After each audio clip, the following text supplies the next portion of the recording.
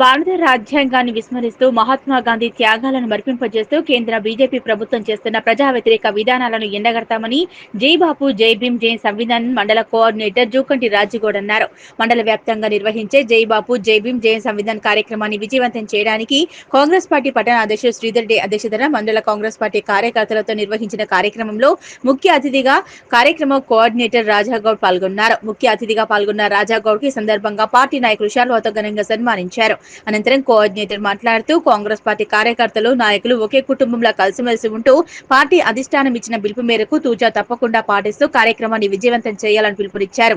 కార్యక్రమ ముఖ్య ఉద్దేశమైన రాజ్యాంగ పరిరక్షణ కోసం బీజేపీ అవలంబిస్తున్న రాజ్యాంగ ప్రజా వ్యతిరేక విధానాలను ఎండగట్టాలని అన్నారు. అలాగే రాష్ట్ర ప్రభుత్వం ఎన్నో సంక్షేమ పథకాలతో ప్రజా పాలనను అందిస్తూ ప్రతిపక్షాల తప్పుడు ప్రచారాలతో ప్రజలను పార్టీ చేరలేకపోతుందన్నారు.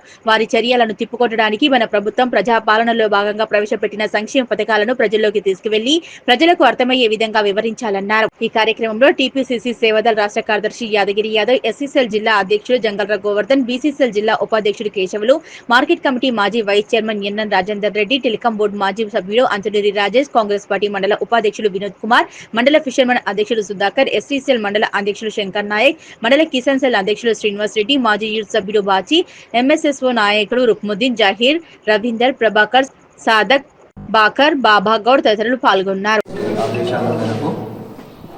తెలంగాణ కాంగ్రెస్ కమిటీ అధ్యక్షులు మహేష్ కుమార్ గౌడ్ గారి ఆదేశాల మేరకు విభాగం నియోజకవర్గ ఇన్ఛార్జ్ చెల్లి శ్రీనివాస్ రెడ్డి గారి ఆదేశాల మేరకు ఈరోజు జై బాబు జై భీమ్ జై సంవిధాన్ పరిరక్షణ సంవిధాన్ రాజ్యాంగ పరిరక్షణ యాత్రలో భాగంగా నేడు నార్సింగ్ మండల నాయకులు కార్యకర్తల సమావేశం నిర్వహించడం జరిగింది. ఇందుకు గాను